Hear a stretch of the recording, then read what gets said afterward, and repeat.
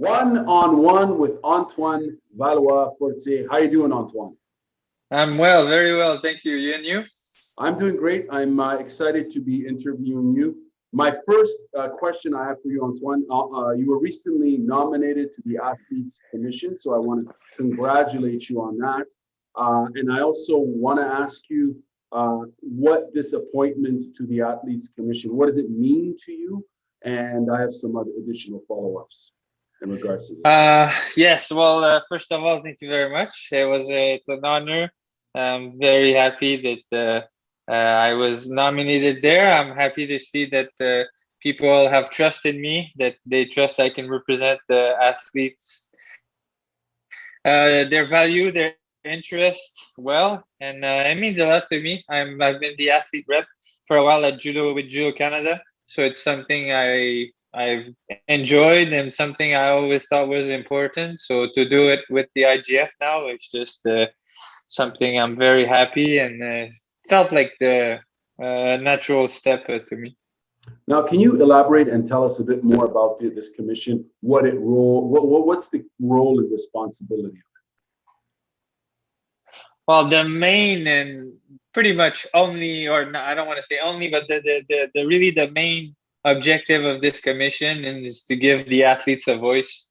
Is whenever they have concern, where the place this commission is where they who they can turn to, and whenever we feel something is right or wrong in the from the athlete point of view, we get to voice that opinion.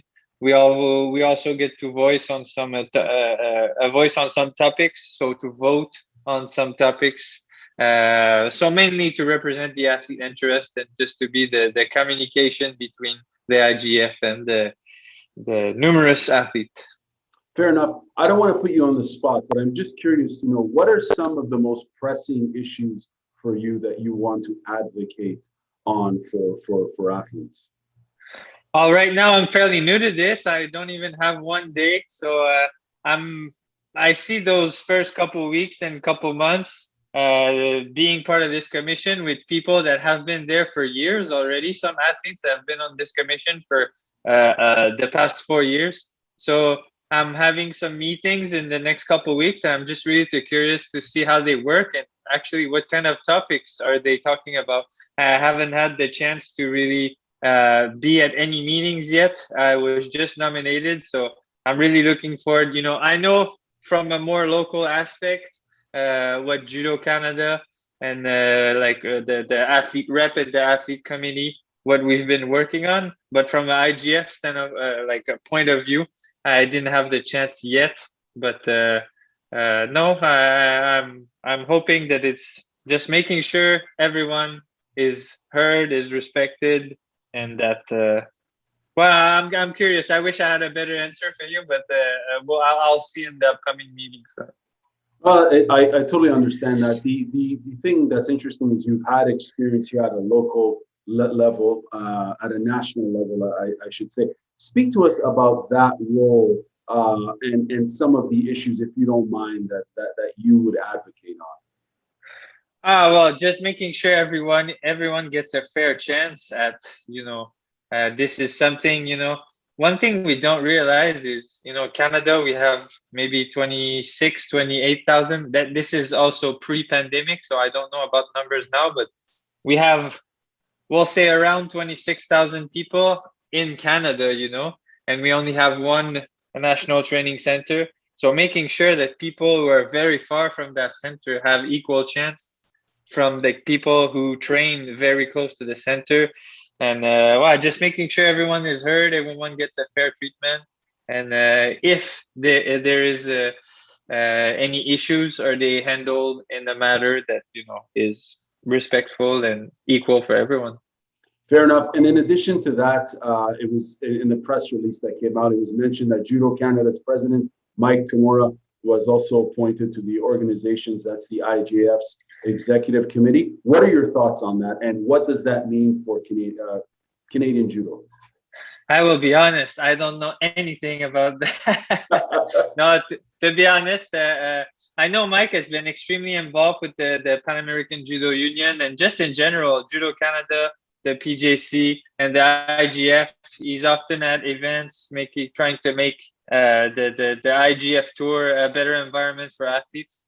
But I don't know the specifics, and I think I would be lying or inventing things if I would try to answer that.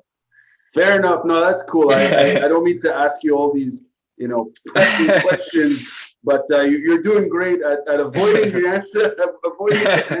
So no, that's awesome. That's awesome. I'm just joking. But I want to move on. There's a set of questions that I have here. I have actually a lot of questions, and I want to dive into some of these issues. But first and foremost, of course, we had the World Championships in Hungary. Can you tell us I'm sure you watched all the matches, or your fellow teammates that were there. What are your thoughts on the World Championships and how the Canadians performed? Oh, well, first of all, we have a world champion. It's not every world championship. Jessica Klinkate won an amazing gold medal. What a performance! There was extra pressure in that category because it was also the Olympic selection at the same time, that tournament. So for her to answer with gold is unbelievable. And other very impressive performance by Shadi, who took 5th place. I'm sure at the moment, it happened like not so long ago. He might be disappointed not to be on the podium, but I think he will look back at this at just another step. He was 7th in 2019, 5th now. I think the next step will be a medal for him. I have no doubt. And not all of our best team was there. So some of us are preparing for Olympic Games that are happening. And I think I saw today we're 40 days out of the opening ceremony, so very shortly.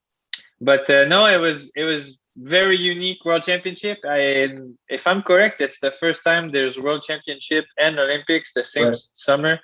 So you could see some division. There was couple guys missing because they're most likely getting ready for Olympics, but overall World Championship is always a good show. There's always high level judo, and there's not much I'm just so happy that not much else you can ask for than this top level judo for an entire week. So I was quite happy to watch judo every day this weekend.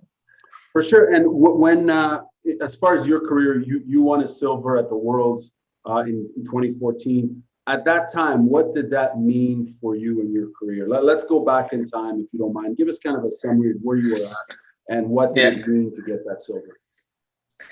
For me, I won bronze at the Olympics in 2012. So I came in the next year at World Championship feeling like I had to prove something, to prove to everyone that I didn't just get lucky that one day of the Olympics. So I wanted to medal again. And I failed at those World Championship in Brazil in 2013. I didn't do so well. So to win silver in 2014 was a big relief for me. I wanted to prove to myself and to others that hey, I can be consistent at this level, and this is something I'm still very proud to this day. As I was able to show up when the most important events were there, and it was one of them where I felt that the most. Right. And from there, I think in 2016, was it? And 2015 and 2019, you also medaled. Speak to us about 2019, because a lot has happened to you. And we'll get into that, I guess, as we proceed with the interview. But what did winning that particular medal mean, the bronze medal at the Worlds? What did that mean for you? I know there was a lot at stake just prior to that. Oh yeah, it was probably one of the medal I'm the most proud of. I didn't do as well as I wished at the Olympic in 2016, and then after that, I kind of had 2 years where injury was the main topic of my judo career. So to bounce back from those 2 difficult years and to prove that I can still perform at the highest of level in judo was something I'm very proud. And I felt, during those 2 years, I had a lot of doubt myself. I could see that others were starting to doubt the possibility for me to make it back to high level judo. So I was just very proud to show myself, hey, if you put your mind into it and really work hard, you can still do it. And yeah. Now, Antoine, I want to go back to that topic later on because I think that there's a few things there I'd like to ask you about. But going back to the World Championships that just finished, I guess, today, speak to us about the under 81 kilo division, which you obviously competed. You watched all the matches. Tell us about the gold medal match and your thoughts on both competitors there. The Belgian competitor and the Georgian. Yeah. Well, first of all, two of the most amazing athletes I've seen in a long time in the division. I feel like 81 kilos is probably one of the hardest division to predict. So many guys seems to be able to beat each other.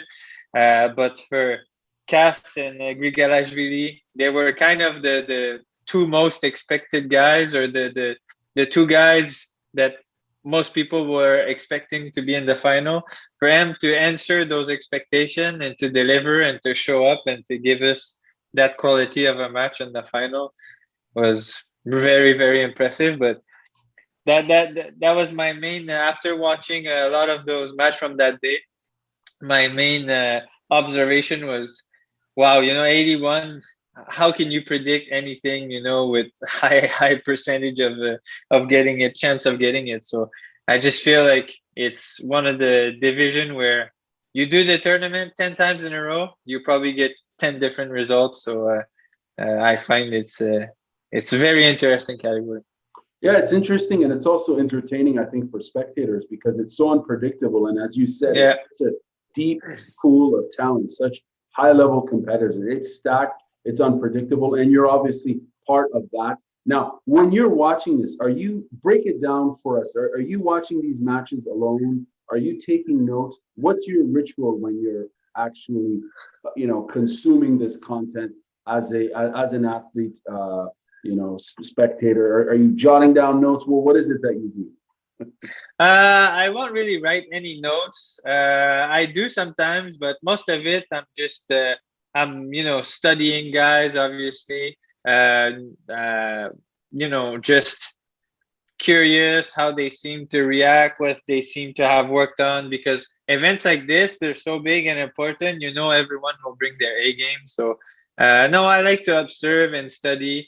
And I'll just watch the entire thing pretty much and just, have some notes, but nothing very complicated. I just, part of it is out of curiosity. Part of it is I feel like I have a job to do if I want to make sure that I can do well when I face them.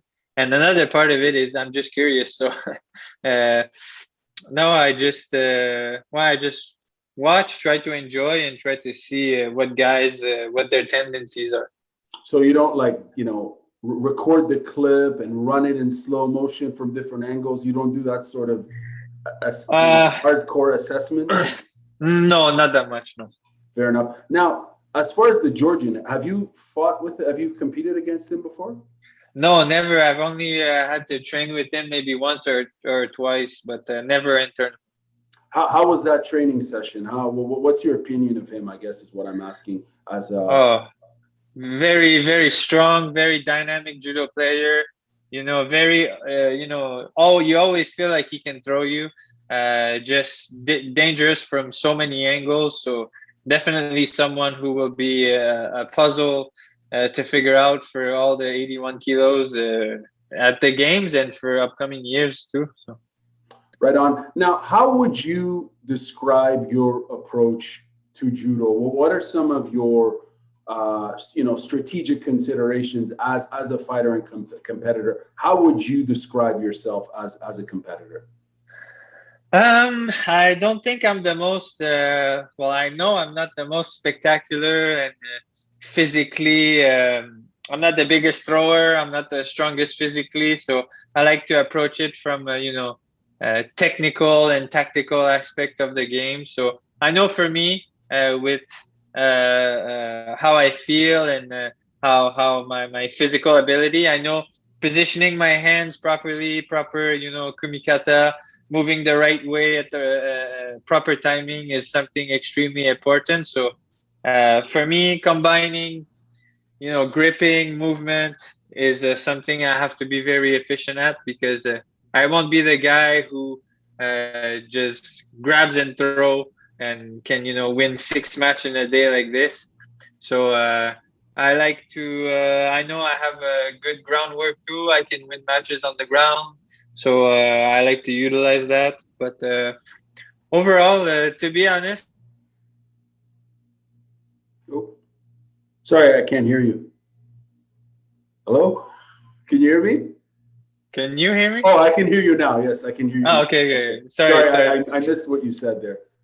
But I was saying, to be honest, I'm not amazing at anything, but I'm not bad at anything either. So I'm just a mix of everything, and I try to have, a good technical and tactical approach to my match. And Now, how would your competitors describe you from what you know in terms of your strength and weaknesses? Have you ever heard what their opinions are of you, or have you gone out of the way to kind of understand their assessment of you? I know a lot of guys are always telling me they can't believe how tall I am for the category. So Yeah, you're like that's 6'2", right?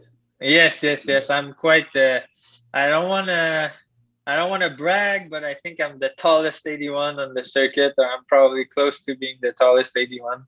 So no, that's one thing I get is, it's awkward to fight someone is that tall in the division. So I think it's something I probably am able to use it to my advantage. So.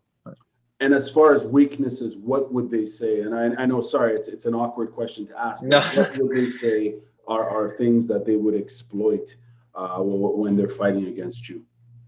I feel I'm probably one of the weakest physically in the division. So it's something I've been trying to improve for a long time, but can't seem to get very good at.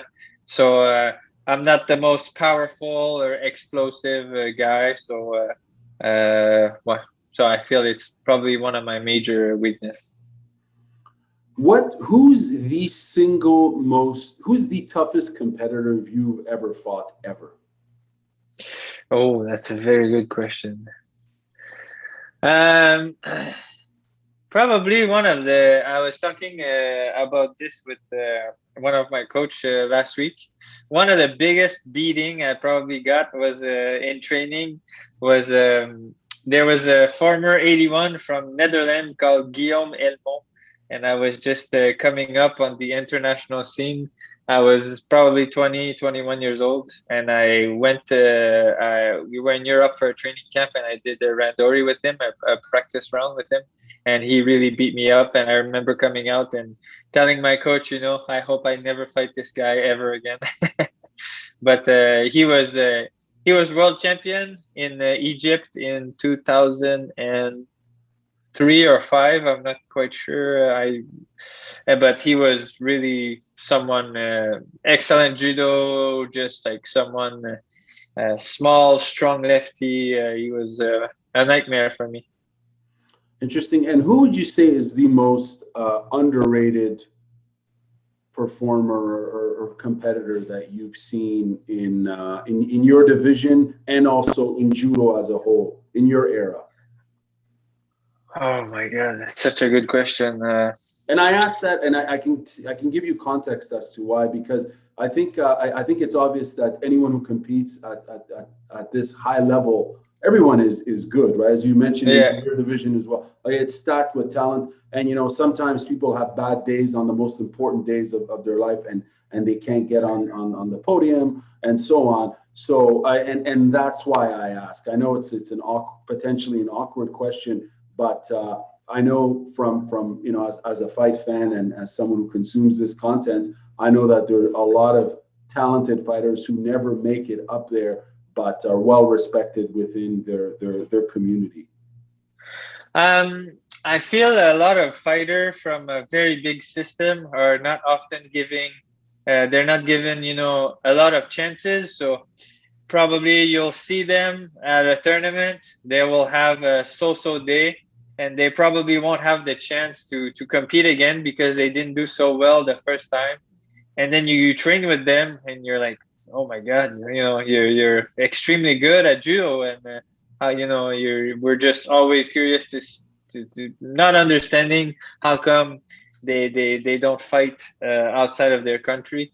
I can think of right now there's two Korean in my division, two minus 81 kilo from Korea who are extremely strong, extremely talented. But if I'm correct, they won't be at the Olympics. And guys like this, especially when I hear people talk that don't know judo that much, they see maybe their world ranking or things like this and think, oh, they're not that great, but those guys are so talented, so good, so hard to beat, so competitive.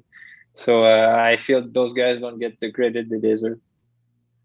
That's interesting. Now, as far as when we look at your career now, you've been active at this level, at this circuit level for almost what, 13 years or so?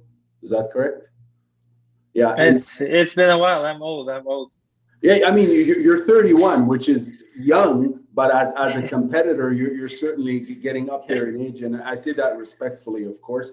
Yeah. I am older than you, but anyways, that's a different story. So now you've had a few, setbacks, as you mentioned before, no pun intended, some injuries, some injuries and surgeries, a hip surgery in 2016, which I guess added to aggravate your back, and you had to have an injury in 2018. Two-part question here. What made you decide to consider, having the surgery?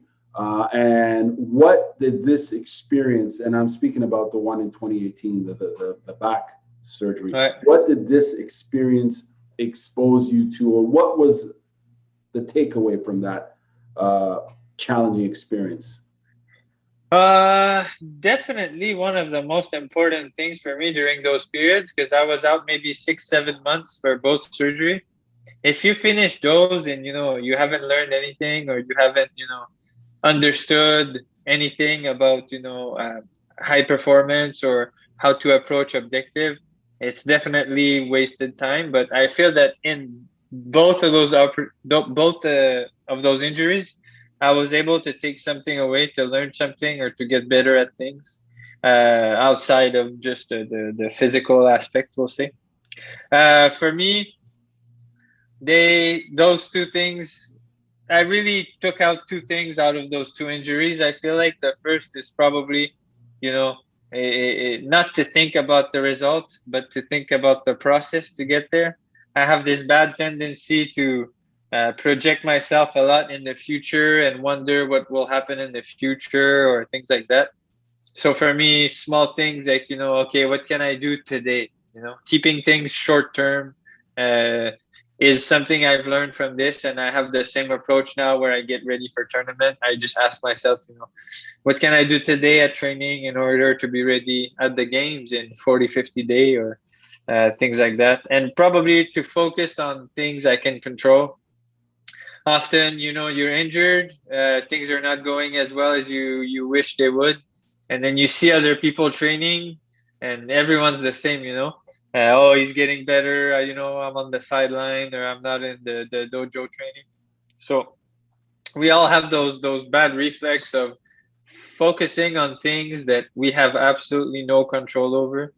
So I would say that they were those two injuries were helped me learn that it's much better for me, for my for just me improving, and for my sanity Right. to focus on short term and focus on what can Antoine control. And outside of that, there's not much I can do, so I try not to worry about it. And it's remarkable because those sorts of surgeries, especially with one's back, there's a huge risk involved, right? Well, any surgery, quite frankly, there's always a risk. And I guess ultimately your situation, you are lucky to come out with in a much better situation as far as your back goes. But how was the support network during that time in terms of friends and family? During this time of injury, what role did Everything. It was everything. Judo is described as an individual sport, but this is a team effort, and it's then the ups and downs. My girlfriend, my family. I'm really close to my family. my friends, they're all my teammates, all my friends, the coaching staff, the support staff, all of those people, they make or break those experience. Wow. They make this something that you can, build on, or something that you will just quit. So for me, having the Judo Canada's team, all the people I train with, my girlfriend, my family, they were essential to those recovery. Now, as far as when you look at injuries in these combat sports in judo, like the rate of injury in all combat sports tend to be high, especially as people get older, right? It's almost inevitable that there's going to be injuries. From your experience and having known fellow competitors who've been injured, what comes out in terms of that experience? Does it impact your approach to judo training? Are you the same athlete? Do you, kind of develop different throws to explore? Like how have these injuries impacted your style of judo? Have they? Have they not? I think they did. They mostly impact how I train, though. So, before, and bit like everyone, you're young, you train, you hurt, you don't really do anything about it. But as you get older and as you get more experience, understanding if you want to train at an optimal level every day, every week, every month, you have to recover. And the recovery part is, you know, I think there's still a big culture on, the more is better. But, if we could just get to train smarter and recover, we could better, we could do more. But it more than my judo style, it shaped or it changed how I train. And it really it put a light on how important recovery is in how important recovery needs to be in my weekly routine. So Right on. Now we're going to shift a bit to the topic of the 2012 Olympics in London, the London Games. Now, of course, this was a major experience for you as a judo player. You made the podium. You got your bronze medal. This was your first Olympics. You were 22 years old. Going into these games, Antoine, what were your intentions? What were you feeling going into these games? Oh, I was just, I always take the example, when I was 12 years old in elementary school, we had like a book at the end, and I wrote that my biggest dream was to be an Olympian one day. So it's something I had in mind since I was a little boy, and I was just so happy to be there. I was so starstruck. I was so amazed.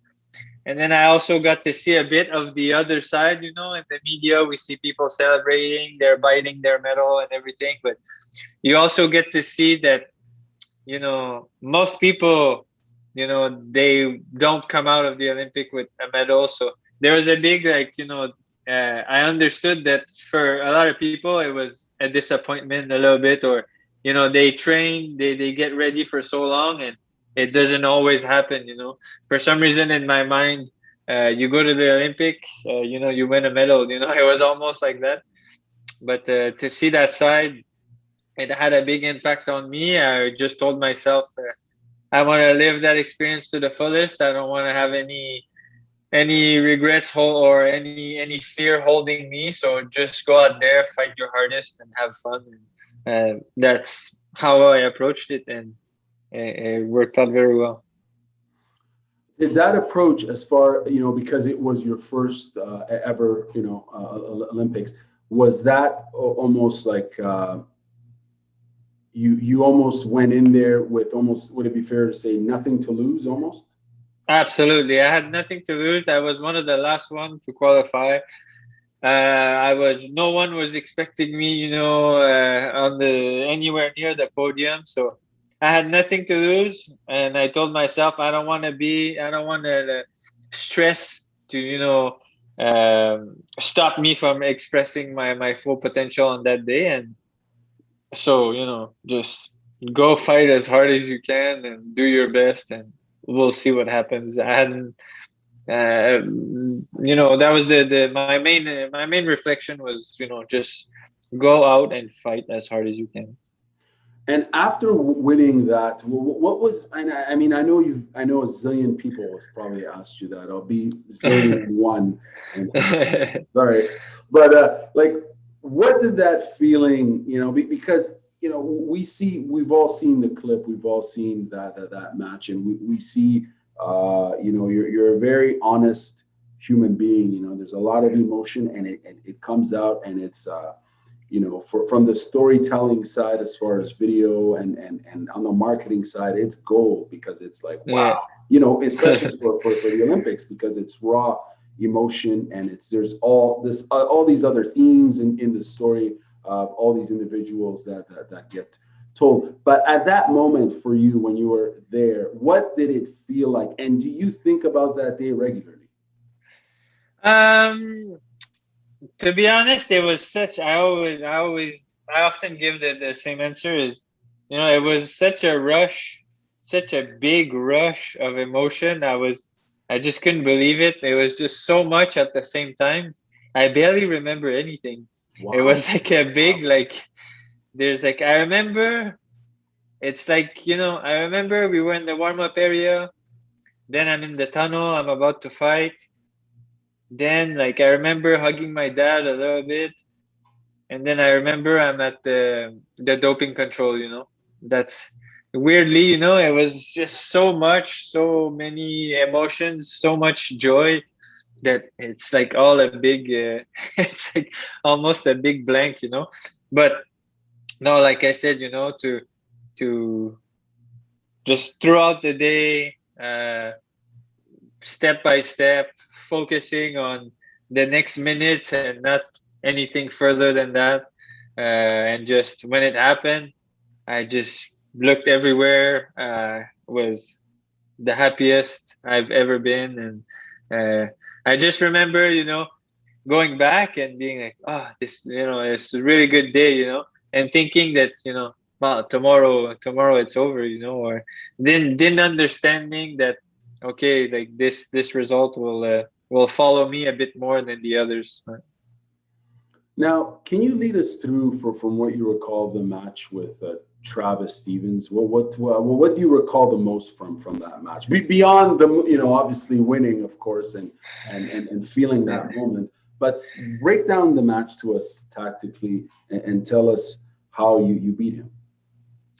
Well, I knew just a couple, I don't know how much time, but not so long before, Travis just actually lost to the German guy in the semifinal, to Ole Bischoff. And I knew from seeing him in the warm-up area that he was very disappointed. And I knew that because I had lost to Travis multiple times before. So I knew that, with all of the emotions of, losing the semifinal by such a small, being so close to win that semifinal, I knew that if I just was consistent with, again, positioning my hands and doing the right thing at the right time, being patient, I knew I could catch him and then manage the rest of the fight. But I just felt like the time was not going by. I just remember telling myself, okay, there's 1 minute left. We'd do a couple of sequence. I'd be okay. Maybe there's 10 seconds left now and to turn, and there's barely 7 seconds went by. So I just remember that last minute feeling like eternity. But what did your coach tell you, if you can recall, prior to that match? What was the guidance that you were provided? Well, obviously, other than, I had the specific things I wanted to do with my hands, things I wanted to do to manage his attack and, put in my attacks. But maybe a funny thing, I remember Nico telling myself, okay, the warm-up is over now, it's showtime. So I was like, okay, let's make this next match count, and focus on your gripping, make sure you attack as much as you can, and be cautious on the ground. Travis is extremely good on the ground. So what they were mainly what I was telling myself before that match. And it's interesting, yeah. It is the biggest show, right? It's the biggest show of them all. And as you mentioned, international media is there. You've got people coming in from all over the world. It's being broadcasted and so on.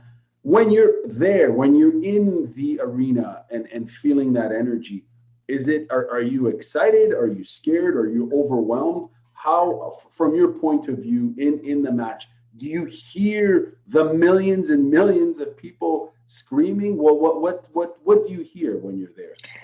I think it's a bit different for everyone. In my case, I don't really notice who's around me. Of course, you're aware that there's a lot of people in the room, but I just try to focus on my opponent. Whenever I hear Mate, I focus on my coach. And whenever I get nervous or I have a bit of a longer break, I focus on my breathing, calms me down, helps me recover. And that's mainly what I focused on. But uh, I feel at this level, focusing on the guy in front of you or the girl in front of you is plenty. So it helps also kind of tone down everything that's going around. But you're aware that of what's going on, but you're not focused on it. So you're aware, but it's not really there. It's a weird gray zone. So you filter that out, eh? So, In a way, right? and one last question in regards to 2012, Antoine. I'd like to know if there was one piece of advice you could give yourself uh, to that particular day. What would it be? Um, I think that advice was actually given to me quite early that day, I remember being in the bus with my coach and we would look at the draw and then I was like, oh, this guy's gonna go there, this. And I just remember people telling me one step at a time, Don't like I have this tendency to push things very far in time, and it's a bad tendency for me. It makes me anxious. So focused on now, being in the present moment. It's such a cliche thing to say, but it's much harder to put in application. So I think that's one thing I was able to do that day that helped me win a medal. Now you went from a feeling of winning in 2012, jubilation, a high, the high of the high, if we could say, Yeah. to 4 years later, of course, was 2016, and it was quite a different experience. The Rio Games had a different outcome for you. What would you say at that particular moment? And I know this is a sensitive. Potentially a sensitive to topic, and I'm trying to be respectful, of course. No. You know what I'm saying, right? Like at Yeah. that moment, at the lowest of the lowest moment, did you ever consider just say retiring from competition? And what kept you going? What kept you inspired to persevere and continue? So it's a two-part Um, question. A, did you consider quitting? no, I don't. I've never considered, retiring after Rio. I had too much fun doing judo. We talk about sacrifice and everything, but at the end of the day, I really enjoy what I do. I enjoy training. I have fun doing judo. I have fun competing. So for me, there is no doubt that I would keep going. But one important thing for me was that, you know, am I able to look myself in the mirror and, tell myself that I am one of the best in the world and truly believe it? I think when that day comes, that the answer is probably no. Then it might be the time for me to stop. But during all those times, even the periods where I was injured, I always felt like what I did, either the improvement I was showing from week to week, or just the level I was showing in training, allowed me to believe that I was one of the best in the world. Allowed me to believe that, to look myself and tell myself with a straight face, without feeling like I'm lying to myself, that I can still compete at the highest level. Right, and I mean, you clearly are that person, are you not? I mean, you've got a bronze medal and three world championships. Sorry, you medaled three times at three world championships, silver and two bronze and one bronze at the Olympics, and that alone is an outstanding achievement for any judo player competitor in Canada or anywhere in the world, because you yourself have mentioned right from the get-go, when it comes to the Olympic Games, only a certain percentile actually end up making the podium, and a lot is at stake for sure. Now, in this pursuit of winning, beyond, like, I guess I'll just ask you point blank, is winning, do you think winning and the sensation of winning, is that potentially an addiction? And I don't mean addiction as in like, maybe obsession is probably a better. Absolutely. No doubt in my mind that winning, or for me, the way I describe it is, the best feeling for me is when I set myself an objective, a challenging objective, and I make it. I reach that objective. If I have something I want to achieve in the next 6 months, I know it's going to be extremely demanding, and there's chance of me failing, but I make it. This is by far, this is, a drug. This is addictive. This is something that once you feel it, you have to feel it again. And once you set objective, you don't reach them, that disappointment is, needs an even bigger dose of success or of winning to make it feel better. So, well, it's definitely something, addictive feeling. Now, amongst in terms of motivation and training, and what keeps you in terms of professional development, that is, what else do you do to augment your judo overall? And I guess we can speak about sports psychology if you'd like. What sort of reading, and you mentioned meditation, I believe, or controlled breathing and so on. Can you elaborate as what sort of tactics you do to kind of augment your entire approach to high performance? Yeah, I work with a sports psych. I've been working with him since a while now, and just helps me small things, even from the planning aspect, how to plan a season. He can help me. My coach Nicolas is also someone who helps me, set my mind at the right place in order to perform, see things in a way that will motivate me or take some pressure off my shoulder. And then just I do some video analysis too. We've talked about it earlier.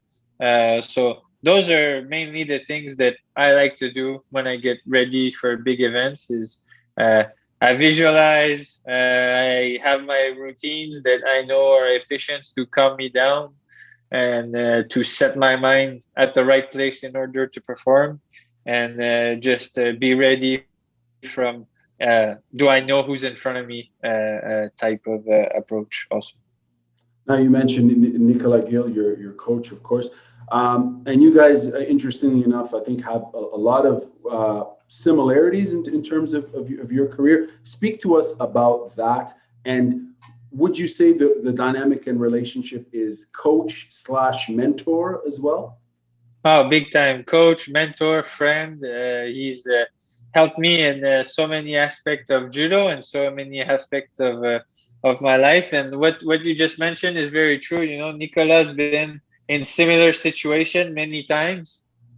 So for me to have someone who's been there, who knows how it feels, and who is someone that I consider very smart. So to have his advice is something very precious, and that helps me get a lot out of the ups and the downs, and just helps me overall. Now, in terms of judo in Canada, what are your thoughts on the state of judo in Canada and its potential overall for growth? We have amazing potential. It's it's extremely challenging, judo in Canada. Like I said, we're maybe around, that's again pre-pandemic, so around 26,000 people doing judo in such a big, in such a big territory. It's quite demanding or difficult to make everyone work together. But one thing Judo Canada is amazing at is, taking those talents and really making the best come out of those. For me, to see Canada compete with France, who has uh, 200 times more judo player in a much, much, much, much smaller territory. For us to compete with them, to me, it means we're doing something right. We're optimizing the potential we have in a very good way. But I think the main thing is, could we get the sport to be more popular? Could we reach more people to have a bigger, uh, just more athlete overall, a bigger pool of talent? That would be fantastic. If you had to pick between, when you say more people, if you had to pick between a higher volume of participants vis-a-vis a higher, audience reach in terms of access to, like we can watch judo on television, all the Yeah. tournaments. Which one, if you only had to pick one, which one would you pick and why? Oh, that's an excellent question. Is it, we'll have it, if we have more judo on TV, will it feed having more people practicing judo? Or if we start by having more people practicing judo, will they put it more on TV? I don't have the answer to that question. I wish I would, but oh, that's such a good question. We could like elaborate a thesis, a doctoral thesis on that. But that's an excellent question that I don't have the answer, and I wish I had the answer, but I don't have the answer. Fair enough. If you don't mind, I know we're speculating here, and if we can speculate, which one would you pick? Would you pick Uh, option A being let's get a hell of a lot more participants at all levels, from 4-year-olds to 80-year-olds, or make it as popular and accessible as soccer. Hockey is accessible in this country, but it's very expensive. But you know what I'm saying, like as yeah, accessible yeah, as yeah. soccer and hockey, or in terms of more accessible content and media engagement and all that. I would go for option A. If we can get more kids into judo, I feel like the rest of it will follow. If we get more judo in the media, I don't know if this will directly impact the number of people we have on the mat in Canada. What I have, it's just a feeling. I have no, I Right. have no stats or no hard evidence of whatever I'm saying. No, fair enough, fair enough. And I was asking you to speculate on it because it's Uh, interesting. You've traveled, you've been on every continent, you've competed all over the world, and you've been in certain markets that really have a different approach to judo. I would say the audience, be it on the commercial side in terms of sponsorship, in terms of media broadcasting, to even like the average citizen knows a judo throw. You know what I mean? And like, in some countries are more they value judo more than others, if it's fair to say. If there was one country you could say has the model figured out in terms of being able to produce outside of Japan, which country would that be? That's such a good question. I feel Germany has a very good system. They have a lot of training facility and, a lot of high expertise coaches at those training facility that are training uh, all athletes from, all groups of age.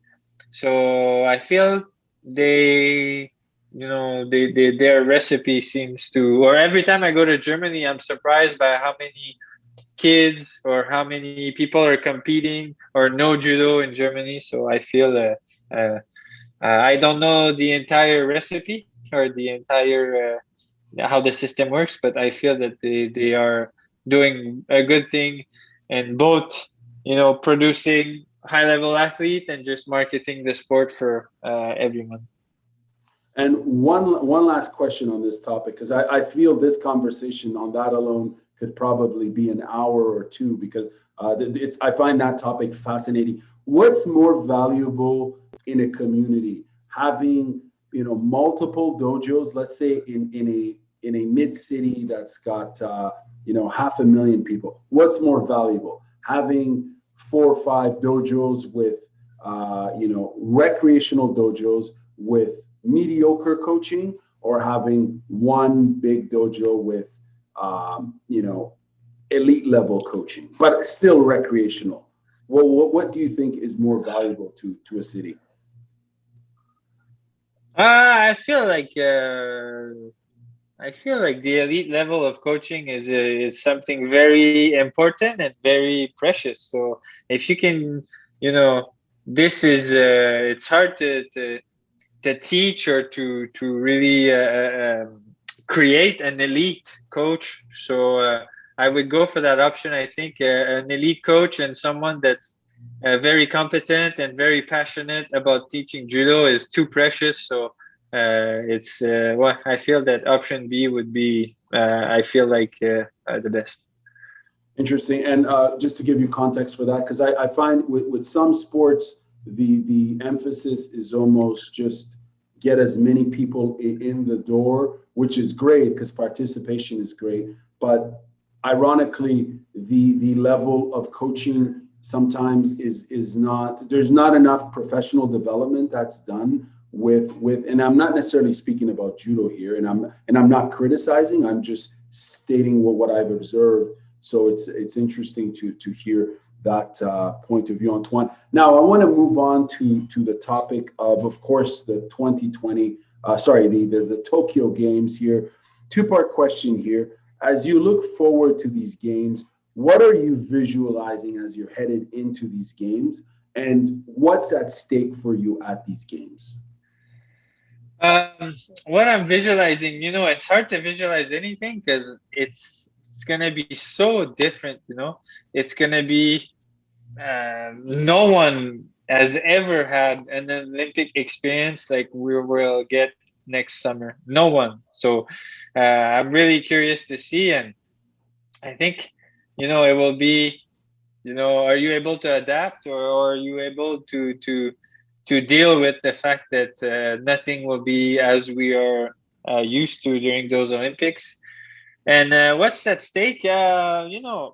Not much. I still consider myself to have everything to win and nothing to lose. This is a great opportunity for me to reach my ultimate goal, which is to become Olympic champion. I truly believe that with a healthy body, my mind in the right place, I can be a very, very serious contender for that gold medal.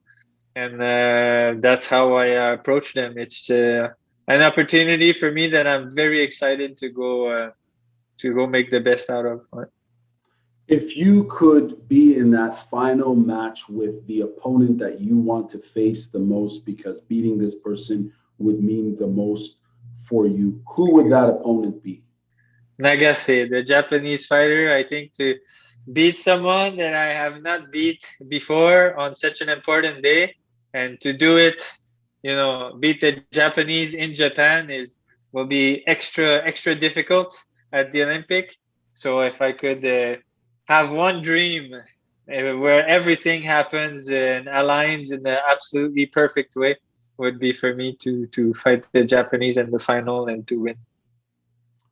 Fair enough. Now, with COVID, that this pandemic we've all experienced and are still experiencing, it's really thrown many plans out the window, and it's for every sector, as you can imagine, has had to evolve one way or another, or vanish altogether one way or another. Question for you is, how has this entire experience impacted the morale of athletes? like yourself, not just in your sport, but all amateur athletes? How has it impacted the morale? It's been a very challenging year, I think, for every athlete around the world. I think athletes are used to working with a specific plan. They have this calendar that they stick to. They know when they're going to train. They know when they're not going to train. So not to have any of that, to have all of your tournament cancel, to have the Olympics. And if we just go back a couple of weeks ago, we still didn't know if they were going to happen. So to have all this uncertainty and to see that it's not everywhere in the world, that the pandemic, the restrictions are not the same around the world. And it's just a very challenging. And just to come back to points I mentioned earlier, can you focus on the short term? Can you focus on yourself? Can you adapt? So those were very big topics that athlete needed to be very good at during the last year. Now, as someone who's probably the oldest person at the INS, what sort of advice have you given to fellow competitors and athletes, for those who this is probably their first ever Olympics or so on? What sort of guidance and feedback have you been giving them? Just have fun, enjoy the moment. Those moments are after, you always feel like they're gone so quickly. They're so unique. They're so much fun. Just enjoy and sink it as much as you can. Have fun. And it's not because it's the Olympics that you need to do, a lot more. You're already winning. You're already doing extremely good. Do your, your fine tuning, do it right, and have fun. Really let the experience sink in and enjoy. Fair enough. Now, as far as cross training, what other sports what other sports do you play as a way to kind of cross train and augment your judo? Not much, to be honest. I used to be a basketball player when I was much younger. I really Oh, no way. enjoyed playing. What position? What position did you play? Oh, I was just in high school. I stopped, halfway through high school. But, Okay. I was quite tall. I could, dribble the ball fairly well. So I played a little bit of everything. But it was my main sport outside of judo. But I don't get to play so much. We mainly do our physical prep in the gym or judo. During the pandemic, I was running a lot with my dog. Other than that, that's about it. Are you a basketball player? I've played basketball in high school, but Yeah. and I was more like a power forward center player. But it's been it's a sport that I enjoyed playing, and it's been quite some time. I remember when I was in university, I played recreationally, and man, it's as you get older, cardio is an issue. But actually, do you play one-on-one? Do you play one-on-one with anyone on the team? Do you guys have any? I will have to play one-on-one with you if we ever cross paths. But we play sometimes at the INS. We have a basketball court set up, and maybe I'd say Shadi is pretty good. Shadi is pretty athletic guy. And we have a couple other younger guys on the team that are not bad either, right? Right on. And can you dunk? Yes, I haven't tried in a long time.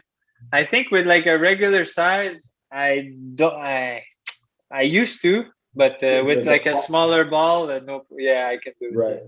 Right. Or even could you dunk? Me, I'm embarrassed to say, like, I can, but it doesn't look good. You know what I mean? Well, me neither. I cannot do any cool, or I cannot I can barely jump. It's one of those like the rim is here, and it's like it looks nasty. You know what I mean? It's nothing spectacular. But I wanted to ask you a few more questions, if you don't mind. I think I have a few more minutes with you. Yep. I really appreciate no problem. Time. Now I know that you've gone around, that you coach around.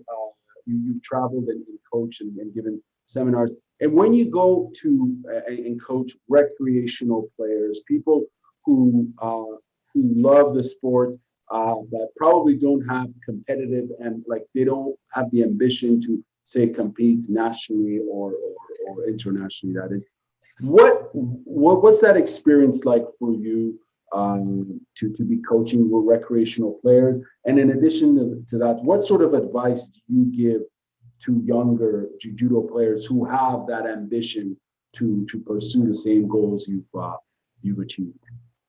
I really like to teach. I'm very passionate about judo. So for me, to talk about it or to even teach what I've learned over the year is something I really enjoy. And when I see that people listening or enjoying it, it even makes me feel even better. So I just enjoy talking judo and learning more also with other people. And the main advice, I try to give them is, try to learn every day, try to learn something every practice. If, even the smallest things, if you show up to practice and you can leave practice, telling yourself that you did the work and you feel like you've improved, if you learned something today, uh, if you do that consistently over the year, you'll be elite judo athlete, no doubt in my mind. Now, I know that you have a background, you studied kinesiology, and I think you also have a sports management concentration or something to that effect. What's life after judo look like for you? What are you envisioning in terms of career and all that? I would really like to join Judo Canada, either as a coach or maybe the administrative side. I've learned and I've gained a lot through judo. I've experienced a lot, and I really hope I can transmit some of that and make other kids, or other athletes get, to live those experience. If I can help them to reach their objective and to live those experience, it'll be something I'm very proud of. Now, I've seen a clip of you, I think on YouTube, where you're sparring Randori with the Canadian gangster. Yeah. There's that guy. Yes, yes. Yeah. I wanted to know, like, what do you think of his moniker, his nickname, the Canadian gangster? Well, we're talking about Olivier Aubin Mercier. Yes, who's a mixed martial artist. Obviously, he's got a background in judo. Very interesting character. What do you think about his moniker, the Canadian gangster? Because I remember when I first saw him unleash it, I was like, wow, he took a risk, but it was a creative one. So you got to give it up for him. But what are your thoughts on it? But that's the funniest part is when Olivier. I've known Olivier for so long. We used to go on junior trips together. That's more than 10 years ago, and that's even funnier when you really know Olivier. Olivier is like the guy that's always joking. One of the nicest guy I know.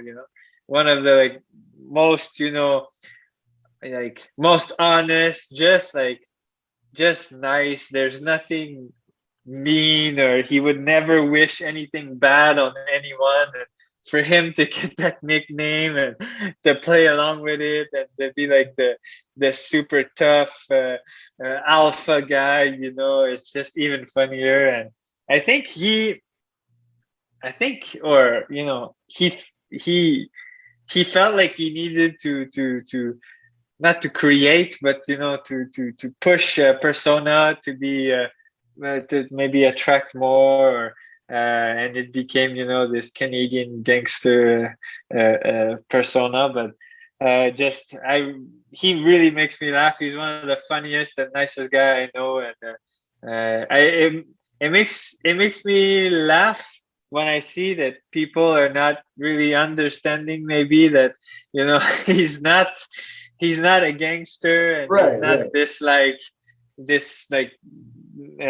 mean tough guy. Like, he's the nicest guy. So. No, it's a brilliant persona that he's projecting, and there's a lot of irony there, and potentially like if you don't see between the lines, you probably don't understand. But it's an effective tactic for great mixed martial artists.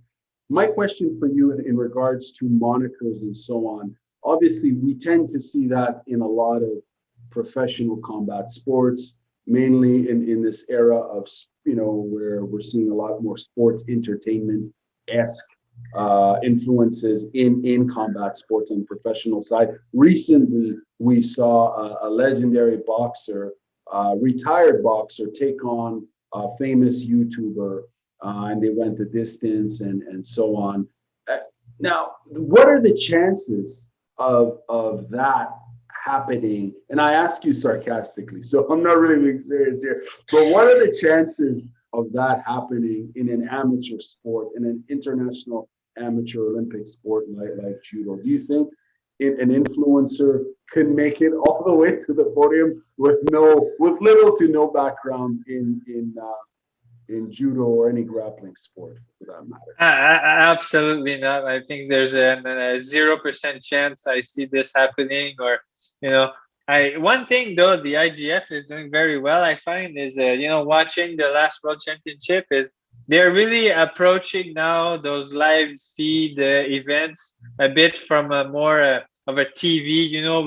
You had highlights, and when you were watching the feed, there was things appearing on the mat, and we would see image and stats. And I find this, a lot of people told me they really enjoy that, and I think it looks great, and it makes the sport more TV friendly, and maybe it'll be more in the media from that point. But from having, social media influencer or things like that competing for those amount of money or things like that, I don't see it anytime soon. No. For sure, no, and as you mentioned, the IGF, they're using augmented reality in their broadcasting, and a bunch of even their social media game.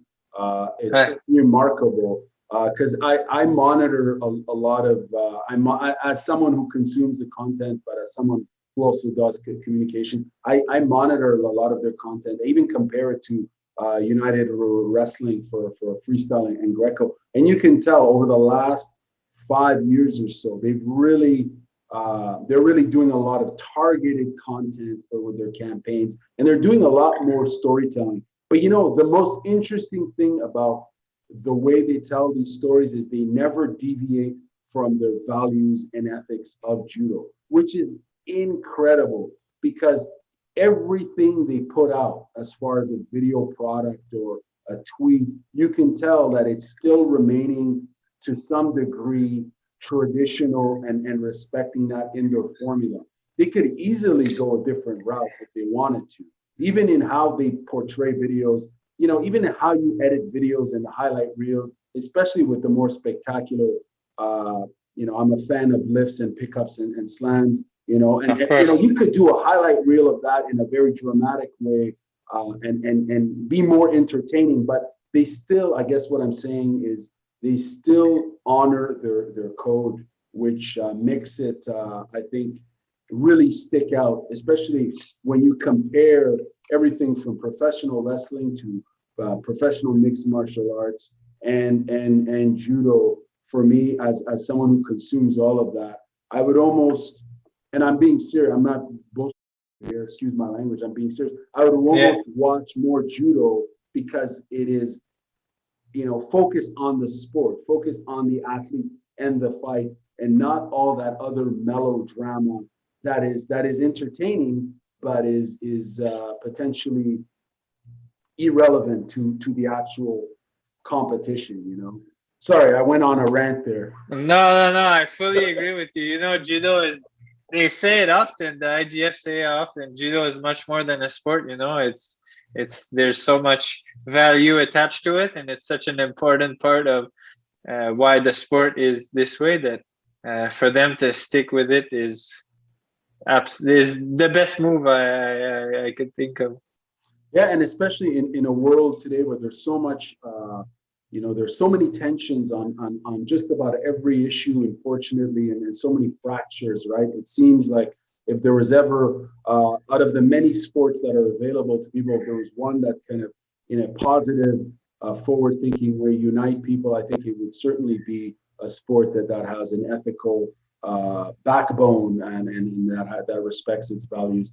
Now, Antoine, I want to thank you very much for your time. I went a little bit over our time, And I want No to, problem.